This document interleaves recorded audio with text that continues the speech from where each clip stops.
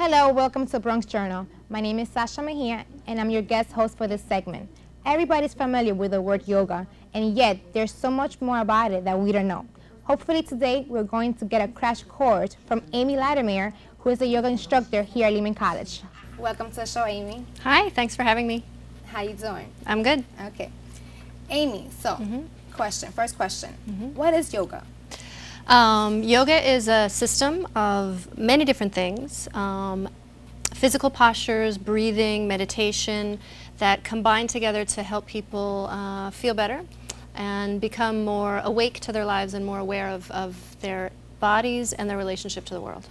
Okay, and what does the word yoga mean? The word yoga is actually translated often as meaning union. Sometimes it's thought of as being union of opposites. Union of body and mind, different things. Okay. And where does yoga comes from?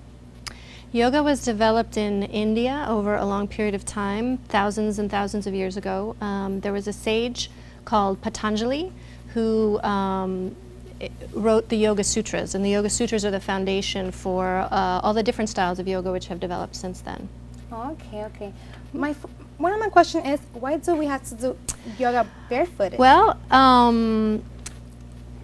because it was developed such a long time ago, people were barefoot a lot more often. It was developed in India as well, where it was warmer and people were barefoot. It's also very healthy for your feet to be outside of shoes. Our shoes, especially tight shoes, tend to constrict our feet. So it's very healthy for feet to be barefoot. And also it provides a little bit of traction. You're going to see for poses like downward dog, which we're going to show in a little bit, you need a little bit of traction to do these poses. Okay then, so what are different types of yoga? There are many different kinds of yoga. The most common kind of yoga is Hatha yoga, and that's some of what you're going to be seeing today. And then within Hatha yoga, there are a lot of other styles that have developed more recently: Iyengar yoga, Ashtanga yoga, Vinyasa, different kinds of yoga that have developed. Yoga is just stretching? No, it's not just stretching. A lot of people associate yoga with flexibility, and you can develop a lot of flexibility through yoga. But what's more important really in yoga is understanding your breathing and developing an awareness of your body. You also develop a lot of strength through yoga, and there are kinds of yoga that don't have anything to do with the physical postures. Yoga, there are actually 8 limbs in yoga. Asana is the third limb, and asana is what we think of when we think of yoga. Those are the different postures that you see people doing. But there are 7 other limbs, which include breathing practices, meditation practices, the yamas and niyamas, which are basically like the 10 commandments of yoga, which involve being honest, not harming other people, things like that. So that you can practice yoga without necessarily doing the physical postures by working with breathing, working with meditation, or working within just the way that you live your life. But the asanas are very important, and that's what most people think of. So it's not only physical, it's also mental? Yes, definitely. Okay then. I always see women doing yoga. It's only girls doing yoga, girls going to the classes. What about guys? Do they do yoga? They do yoga. They do yoga? They can do yoga. They seem to be a little more reluctant. It tends to be associated with women a little bit more, and certainly if you go to a yoga class, you'll tend to see a lot more women. But guys can do yoga. Different people have different challenges, but there is a lot of strength required in yoga, and so they're very good usually at those poses, but there are a lot of benefits for men to doing yoga. Plus you get to meet a lot of women. So besides stretching, I heard also when you go to yoga classes, you meditate? Yeah. And by how yoga and meditation combines together? Well, that depends a little bit on the style. When I did my training at Om Yoga Center, which has been created by Cindy Lee. She is a Buddhist and also a yoga practitioner. So she developed her own style of yoga, which very consciously combines meditation with yoga. So the yoga class in that style of yoga is considered a movement meditation. And how long have you been practicing yoga?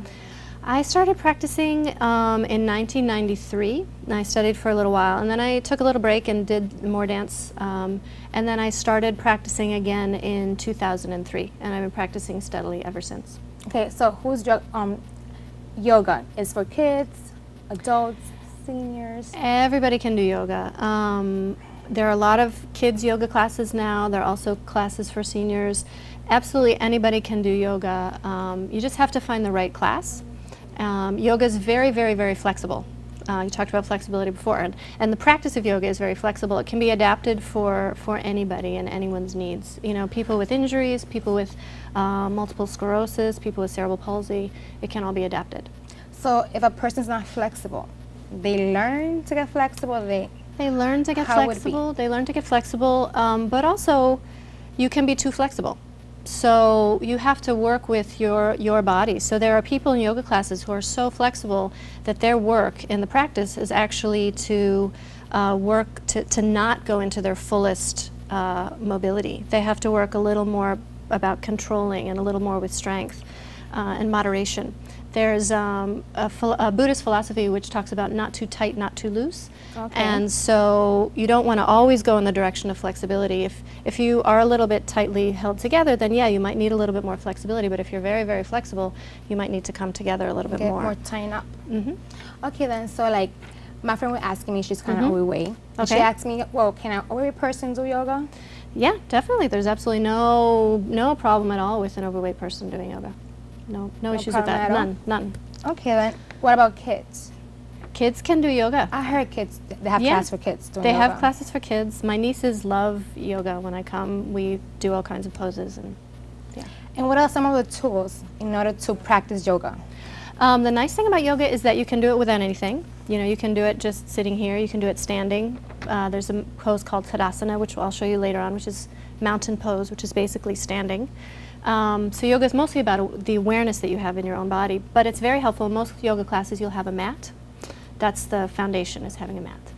Okay, then, so we're going to go to a short break. Okay. And we're going to be right back with Amy and do some demonstration.